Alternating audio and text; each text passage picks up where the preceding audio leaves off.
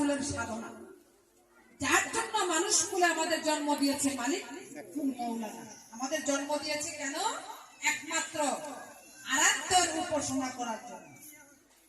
কিন্তু সেদিকে তো আমাদের মন নেই, আমরা শুধু ঘুরে বেড়াই, অন্য বাজে কাজে দিন কাটাই। কাজেই বলি সবার কাছে সেই সাধন রাজ্যের কথা আজকে দিতে হবে বক্তৃতা। সবার হেতে আমি বলে যাই, এটা সাধনের দেশ, ভজনের দেশ। যে দেশে আমরা ভজন করি সেটা আসাম দেশ না, বাংলাদেশ।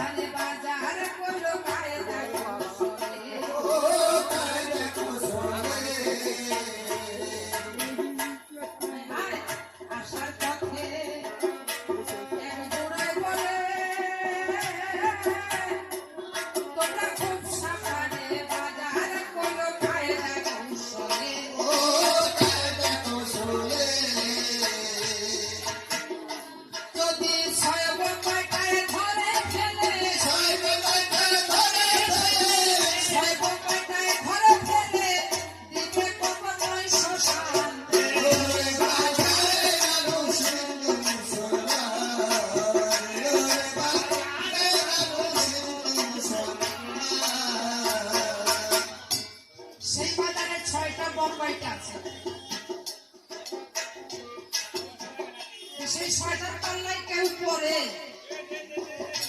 একবার তাকে নিলে জমের ঘরে।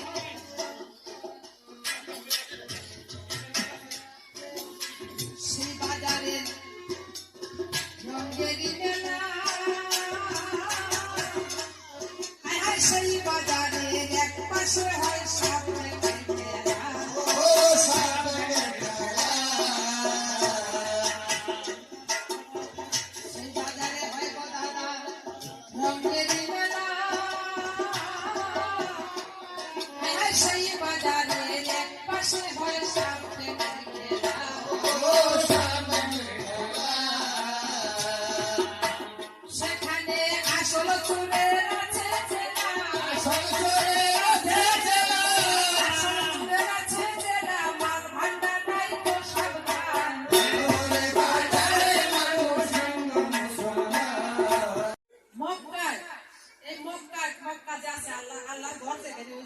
সবার আগে বয়াত করছিল কে?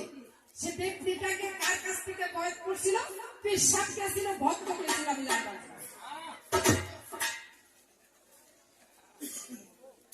বলবে আমার কাছে জানবার জন্য খুব ইচ্ছা আছে।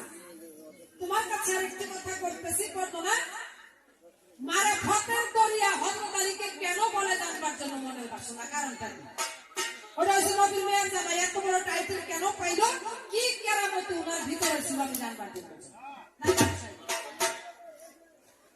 এই দুইটা কথা। আরেকটা কথা করে জিজ্ঞাসা, প্রত্যেক মানুষের একটা কবর হয়, তাই না? প্রত্যেকটা মানুষের একটা কবর হয়, জানবার জন্য ইচ্ছা হয়। কিন্তু ইমাম হাসানের দুইটা কবর কেন হলো? তোমার কাছে এই কথাটা আমার জিজ্ঞাসা হয়ে গেল।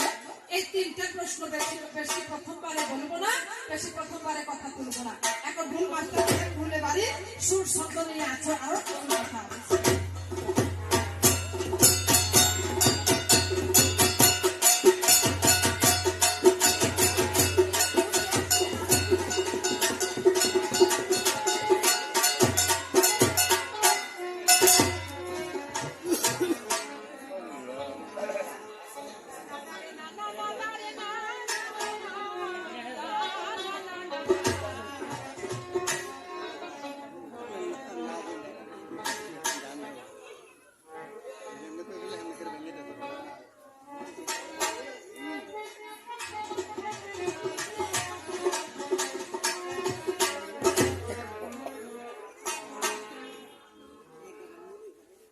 কবে যেন আসে পিয়ন, কবে যেন আসে পিয়ন বন্ধুর চিঠি লইয়া। অপকির ভাই, যতই ফকেরি করো আর যতই জিকিরি করো আর যতই খিচুড়ি খাও, কবে যেন আসে